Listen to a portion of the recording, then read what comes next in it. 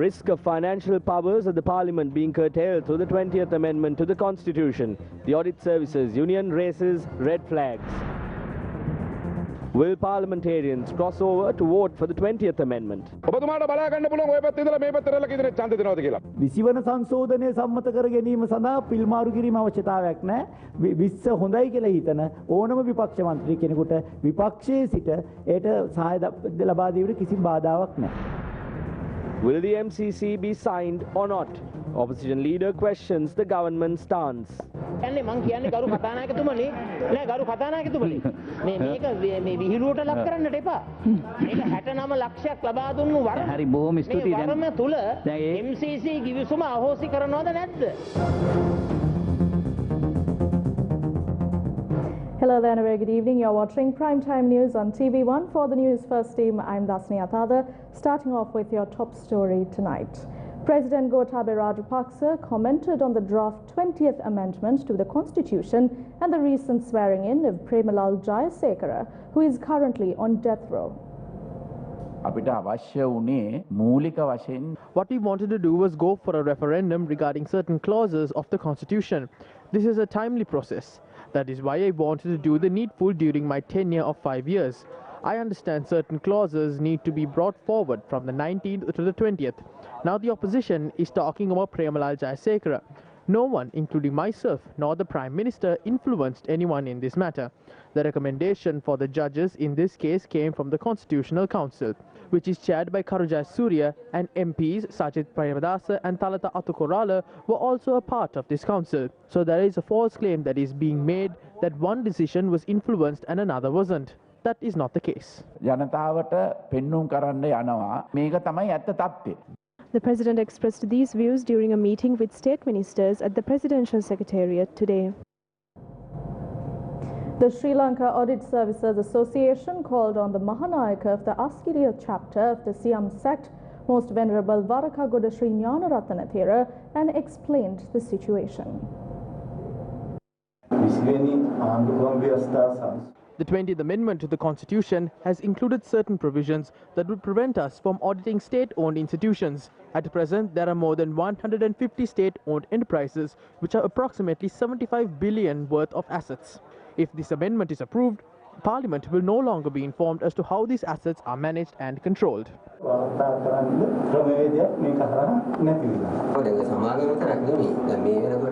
The new constitutional amendment does not permit the national auditors to audit the accounts of the Presidential Secretariat, Prime Minister's Office, certain commissions such as the Public Services Commission and the Elections Commission, and departments of certain ministries.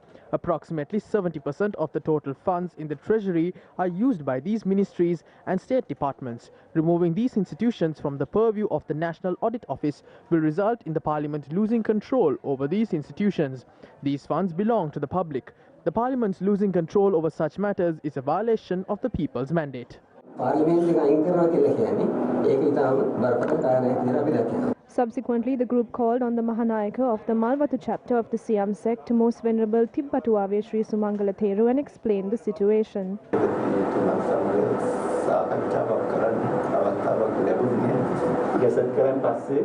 After the 20th Amendment was gazetted, we handed over several letters to the Presidential Secretariat. We also informed several coordinating secretaries about this matter via telephone. However, we are not given the opportunity to meet the President. We think the President has not been informed of this matter. The President only takes decisions that would benefit the country, and if he was aware of this matter, he would have not approved of such a decision. Subsequently, the group called on the Anunayaka of the Malwatu chapter of the Siam sect, Most Venerable Dimbul Kumbure Vimala Dhamma Theru. In terms of money, we always need to think twice about managing it. We need to keep track of our expenses and identify whether we overspent or underspent. We need to identify whether it is a surplus or a deficit. Likewise, when managing funds belonging to a state department, we need to keep track of its expenses and identify whether any fraud has taken place. If not, certain factions might use these funds as they wish and defraud public money.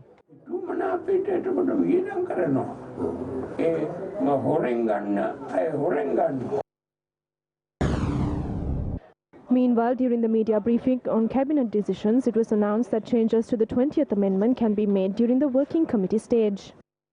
17 වන If we look at the Hansard during the 17th Amendment and 19th Amendment, it is visible that severe changes were made to the bill during the working committee stage and the final amendments were made during the committee stage. The bill that was gazetted is not what was passed. To gain 150, it had to be changed according to what the 150 wanted. The document that requires the two-third majority is not the document that was initially gazetted. Gazette මගෙන් ප්‍රසිද්ධ කරපු දේම සම්මත වෙන්නේ නැහැ. සියවන සංශෝධනය ජනාධිපතිතුමාගේ අලිසබ්බි ඇමතිතුමාගේ වැඩක් විතරයි. මේ ගැන මේ ගැසට් කරනකම් මුකුත් දන්නේ නැහැ මහින්ද රාජපක්ෂ අගමැතිතුමා කියලා එහෙම කතාවක් කියනවා. නෑ කතානේ. ඔව්. ඔබතුමා. කට කතා වලට නොරවට එන්න කියලා ඒ දවස්වල අපි දැන්නින් දැම්මා. මොනෑම් හේතුවකට හෝ විපක්ෂයේ කණ්ඩායම් වලින් හෝ විපක්ෂයේ മന്ത്രിවරුන් මේකට කැමැත්ත දක්වන සහයෝගය දෙන පිරිස සම්බන්ධ කරගැනීමේ සූදානමක් තියනවාද? 20 වන සංශෝධනයේ There is no need to change parties in order to pass the 20th Amendment. Any member of the opposition who thinks that the 20th is good can vote. ඒට සහාය ලබා දීමට කිසිම බාධාවක් නැහැ.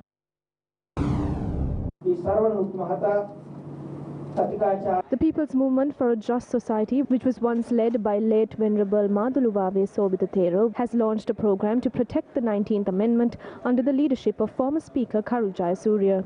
6.9 million people voted for the president in the election. 6.2 million voted against it. There is a 700,000 gap. Whenever we are talking about the mandate granted by the 6.9 million mandate, if the 6.9 million is undermining the 6.2 million, if they are breaking the rights and hopes of the 6.2 million, then there is a political conflict. What is happening here is the complete abolition of the powers of the Prime Minister and the Parliament. We are entrusting the full rights of 21 million people to one person. Meanwhile, Prime Minister Mahinda Rajapaksa has stated that he has no intention of leaving office after 2 years. Speaking to the Daily Mirror, Prime Minister Rajapaksa said that he was elected by the people for 5 years and that he has no intention of leaving office prematurely despite contradictory media reports. අද දවසේදී ජාතික පුවත්පත් වාර්තා කරලා තියෙන මේ අග්‍රාමාත්‍යවරයා වසර දෙකමාරක ගෙදර යෑමේ සූදානමක් නැහැ කියලා මොන අපි දන්නේ එහෙම මොන සාකච්ඡාවක් තියෙනවද මේ සාකච්ඡාවක්. There was no such discussion. We have not officially discussed it. The Prime Minister has given the necessary response to some story told by someone about such decision somewhere else. පිළිතුරු ලබා දීලා තියෙනවා. While trade unions informed the Mahanayaka Theros of the danger of abolishing the Audit Commission through the 20th Amendment to the Constitution, the government said that the people have approved a constitutional amendment. The prudent people of this country have given us exactly 150 seats in Parliament.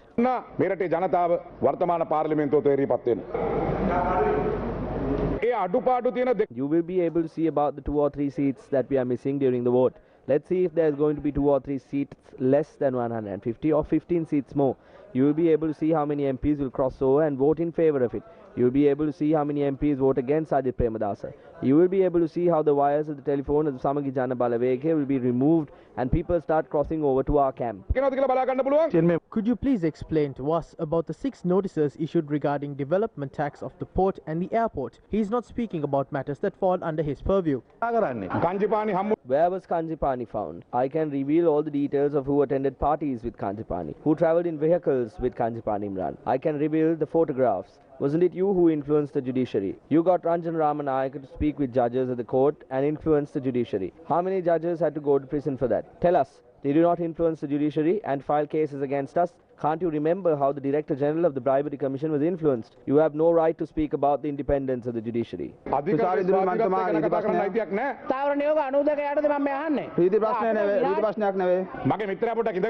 friend, I know it hurts when I say these things, but please remain patient. Can you remember how you removed the former Chief Justice Mohan Silva? I can speak for days about what you did to the judiciary. How can you speak about the judiciary without any shame? You took away the electoral divisions and postponed the provincial council elections and the local government elections. The first provision brought through the 19th Amendment to the Constitution was that Mahinda Rajapaksa cannot contest for more than 2 terms. Gotabaya Rajapaksa and Basil Rajapaksa cannot contest the election. Namal Rajapaksa cannot contest the election. You brought the 19th Amendment to the Constitution to strengthen Ranil Wickremesinghe and weaken the Rajapaksas. Remember that. Now you are intimidated by this amendment. දැන් මේකට බය වෙලා අපි මෙතුමාගෙන් අහනවා එතුමා 19ට ඡන්ද දුන්න කෙනෙක්.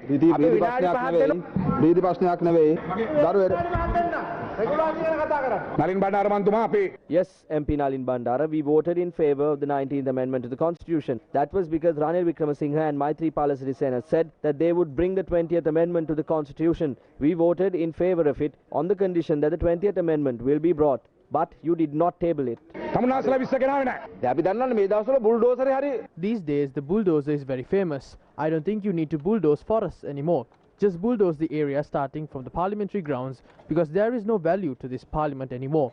After the passage of the 20th Amendment to the Constitution, all the power will be consolidated in the hands of one person. There is no parliamentary democracy. There is no judiciary. Mahinda Nanda Alutgamage's Ministry of Agriculture has only 4 institutions under it. You are shouting in parliament for no reason. You don't even have institutions under your ministry. This country was ruined for 4.5 years. They started by robbing the central bank in broad daylight. They are speaking of a one-family rule, but they have an unorthodox rule. The economy of this country was brought down to 1.7% with the corruption that engulfed the country, starting with the bond scam. They destroyed the livelihoods of the people in the country. They energized extremists such as Zaharan. They ignored multiple intelligence reports. They ruled the country like kittens, and now the members of this kitten-like government are speaking here. The people of this country made Gotabaya Rajapaksa the president of this country on the firm resolution that they will not be deceived by words such as a family rule. That is why they gave us a 2/3 majority in parliament. Various views were expressed in Parliament today on the swearing-in of Premalal Jayasekara, who is on death row.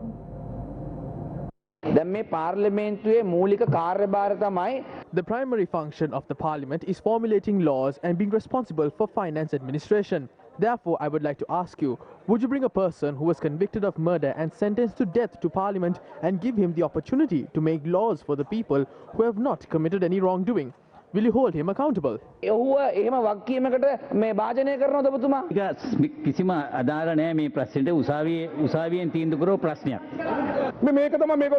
is the big problem that they have now. Honorable Speaker, what can you do about this? Are you to go against the order issued by court? If you do so, they will claim that the Speaker has ignored the court order. Parliamentarian Pillayan is in prison. He has been there for 5 years. If we are trying to exert influence over this matter, we must allow Pillayan to enter Parliament and not Premalal Jayasekara. We will not exert influence on the judiciary like your government.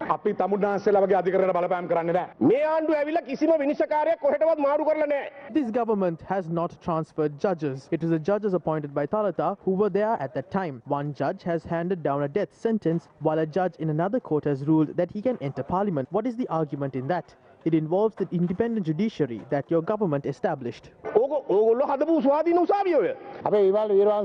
Vimal Veeravansa delivered a hard-hitting speech. I feel that this is a new bait to discuss for the government.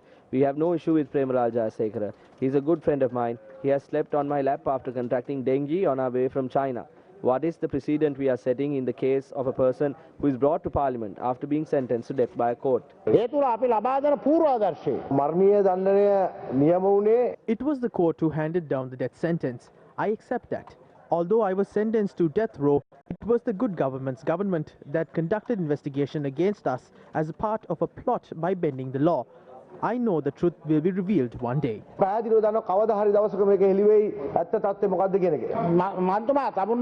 you say might be true. I'm not pointing my finger at you. It could be Premalal Jayasekara, Shanta Bandara, Tushar Indunil, or even Nalin Jayasekara. But this is a sovereign body in the country.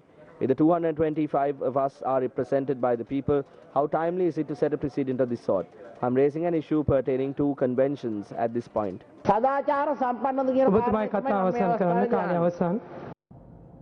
Leader of the opposition Sajith Premadasa questioned about the MCC compact agreement in Parliament today. The opposition leader questioned the ruling party as to whether the government has any plan on signing the MCC after making amendments to the agreement.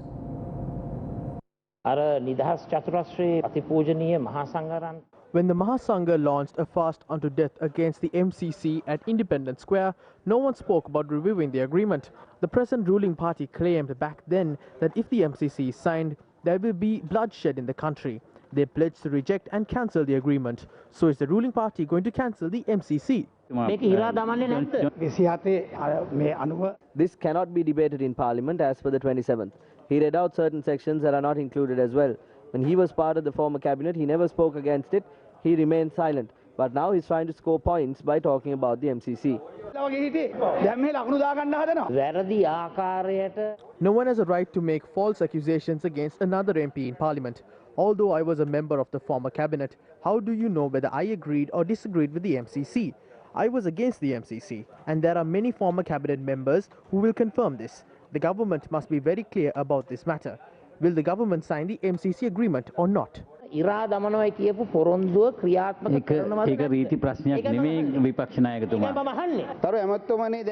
ruling party acted as if the MCC was being reviewed. Ministers Vimal Weerawansa and Gumma pretended to have reviewed the MCC agreement and claimed that the agreement was detrimental to our country. Why did the government lie to the public? Why is the government not expressing their stance on the matter? I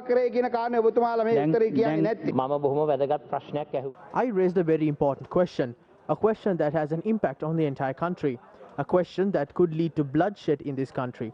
I am not the one who made such a statement, however. It was the ruling party who made this statement. It was the ruling party that claimed if the MCC is approved, one half of the country will be controlled by America. I only request that the ruling party or any faction should not make a joke out of this matter. This was a mandate given by 6.9 million Sri Lankans. The body of Zaki Jabbar, the deputy news editor of the Island newspaper, was found inside his house yesterday. Police stated that further investigations are underway regarding the death. 60-year-old Zaki Jabbar was a bachelor residing in his house at Pirismawatha, Kumaragewatta, Thalangama South. Police stated that there was no information about him for several days and he had not been at work for about a week. According to a statement issued by the police headquarters, the media institution where he worked had informed his brother about his absence. When the brother came to the house to check, the body of Zaki Jabbar was found on the floor of a room in the house.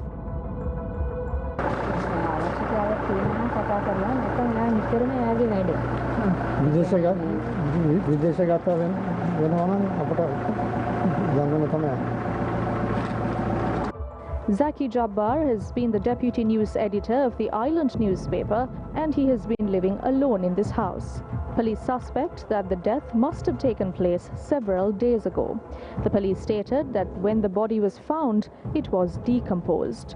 A statement issued by the police this afternoon said a special police team searched Jabbar's house this morning and his brother had lodged a complaint with the Thalangama police about the incident.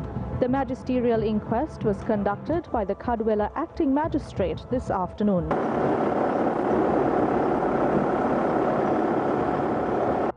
Jabbar's body was then taken to the Colombo National Hospital for the autopsy.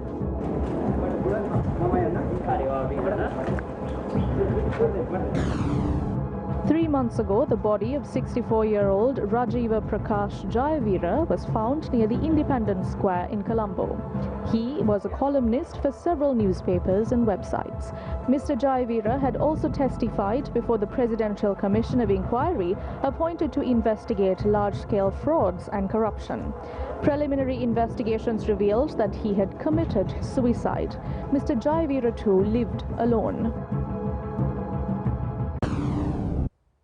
The body of an unidentified male has been found in close proximity to the Diyabanna in Battaramulla today. The discovery was made according to information received by the Valikada police around 7:30 this morning. The deceased has been identified as a 74-year-old resident of Singapura, Hokandara. Police added that the son of the deceased had complained that his father had been missing since the 7th of September. A magisterial inquiry was held on the body which showed lacerations.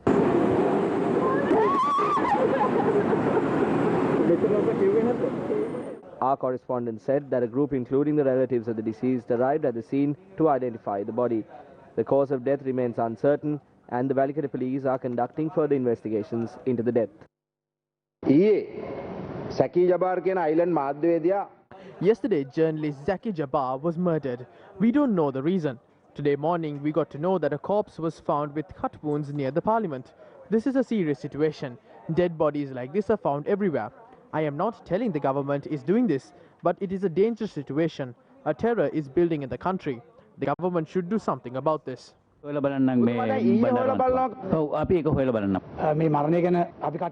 will look into this murder as the government. We are not like the previous government, a government that let people die and didn't do anything about it. This government is not like that. We will investigate everything. There have been similar deaths in the past. This morning they found a body with cut wounds near the parliament in a high security zone. Did this really happen?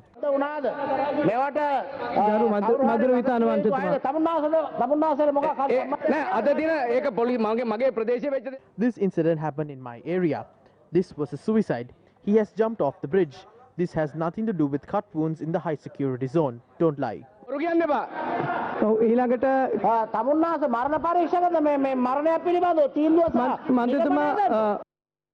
We'll be back after this short commercial break. Stay tuned. I'm different to you. I'm doing a 100% Middlesex University Bridge degree with no compromise in Sri Lanka. How about you? Call 07-1115-1234 to enroll now. Welcome back to the news. The water levels of the Kalani River are on the rise due to the rains experienced in the country at present. This is a revelation regarding a construction on the bank of the Kalani River that is paving the way for danger in the area. This is the flood wall of the Kalani River in the Kalani area in Pettiagoda. A portion of the wall that was constructed several years ago was demolished recently to construct another wall on the bank of the river. A portion of the new wall has already been constructed at present. However, one can question as to who will provide a guarantee stating that the water levels of the river will not rise above the wall during heavy showers. As a temporary remedy to this impending danger, several bags of sand have been placed in the areas in which the previous wall had been demolished. Although the construction of a flood wall is not disputed, why was the flood wall that existed for several years destroyed for this purpose? Will the temporary solution withstand the water that is flowing down the river? What is the action that would be taken with regard to incautious activities of this nature? For your attention. The populace of rural Sri Lanka are often deceived by false promises and pretense by their very own public representatives. At a time where all hope seems to be lost for those people, Gumma has acted as a beacon of hope they truly desire. Today, 6 Gumma teams toured from house to house in several parts of the island. It is a mandatory requirement for all school students to wash their hands due to COVID-19. Be that as it may, the students of Yahanmulla Primary School in Mathura have to wash not only their hands but also their feet. The reason why their feet are washed is not because of a precautionary measure to evade COVID-19, but because their feet are covered in mud each time they come to school. The road they travel on to get to school is in a decrepit state, and these days it is muddy. Only a handful of the 24 students in the Yahanmulla Primary School have the luxury of wearing shoes to school. The indomitable spirit of the teachers of the school and the steely determination of its young heroes have ensured that although this school may be underprivileged, the results it produces are world-class. The Maravankulama village in Vaunia has no shortage of water, but the water is hard water with extreme levels of calcium. Many residents have fallen prey to deadly kidney diseases after ingesting hard water.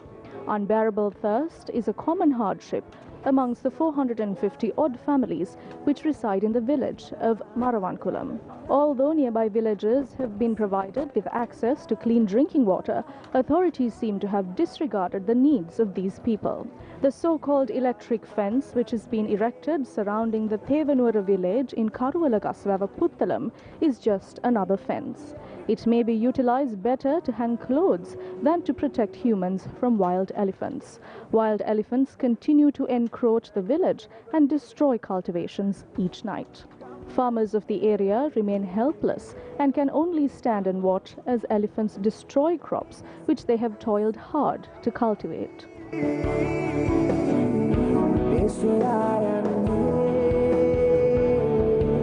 Seawater samples that were obtained from around empty New Diamond was handed over to the government analyst today in the evening by the Marine Environmental Protection Authority. Sri Lanka Air Force media has published the latest photographs of the empty New Diamond to the media today. The fire erupted aboard the vessel when it was sailing in the deep sea off the eastern coast of Sri Lanka. The vessel has been towed away 50 nautical miles off the coast of Sri Lanka, and it is reported that oil spill patch that spreads over 2 nautical miles is tailing the vessel. The Marine Environmental Protection Authority said that the authority will take measures to inform the shipping company to tow away the ship from Sri Lanka's territorial seas. The authority further stated that they will take necessary measures as advised by the Attorney General to prevent the damage that it may cause to the Sri Lankan coast. The fire erupted last Monday from the vessel for the second time. However, authorities were able to extinguish the fire by last morning. A special diving squad has been appointed to investigate whether there is any internal oil leakage from the hull of the ship.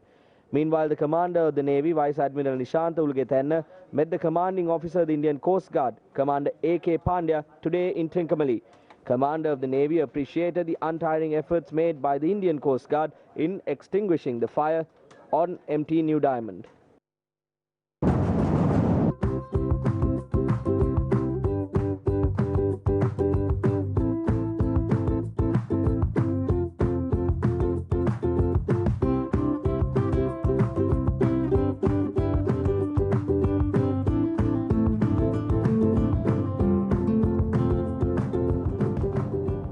Transparency International Sri Lanka held a press conference saying that they are troubled by the plight of several independent commissions as the result of provisions within the proposed 20th Amendment to the Constitution.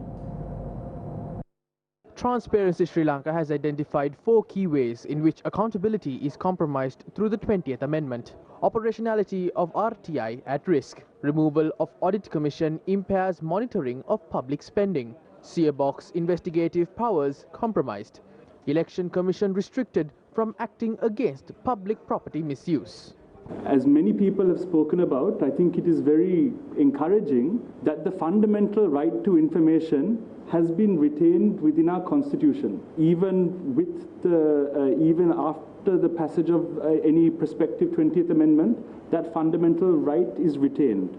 The Right to Information Commission is appointed by the Constitutional Council, and the 20th Amendment replaces the Constitutional Council with the Parliamentary Council, which has a much more limited scope. With this comes a potential issue in the appointment of the Right to Information Commission, which could actually risk the operationality of right to information. And even if it is inadvertent, it could actually end up impacting and weakening our system of right to information. There is the repeal of Article 156A of the Constitution. This has 2 effects. The first one is that the constitutional recognition of SEERBOC, or the Bribery Commission, that has now will be removed with the repeal of Article 156A. As many will be aware, the Audit Service Commission and the National Procurement Commission will be removed if the 20th Amendment in its present form were to pass. The removal of the Audit Service Commission makes the National Audit Act obsolete. Today marks World Suicide Prevention Day. The theme for this year is working together to prevent suicide. Newsfirst Senitha Senanayaka filed this report. According to statistics, for every 4 seconds, someone on this planet commits suicide. Globally, close to 800,000 people commit suicide each year. And did you know that for every suicide, the mental health of 135 individuals gets drastically affected? Now, if you take these numbers into account, a considerable amount of people living on this planet are in some way affected by suicides. According to senior consultant psychiatrist and senior lecturer of the Faculty of Medicine of the Sir John Kotalawala University, Dr. Neil Fernando, 75% of suicides committed globally are from low or middle income earning countries. Following a suicide, another 35 people attempt suicide, and it causes suicidal feelings in the minds of another 100 individuals. In Sri Lanka, about 3,000 people commit suicide each year. What leads to suicide. Basically, we talk about few things when come to suicide. One can be a mental health issue. The other can be lack of coping skill. Also, there are reasons substance use also can lead to a suicidal thought. Also, when a person gets isolated, when they have lack of support from surrounding, that also sometimes matters for suicide. Main reason for suicide is lack of coping skills. Also, mental issues, addiction and also isolation can lead to suicide. 80% who suicide are males. 65% are employed, while 35% are unemployed.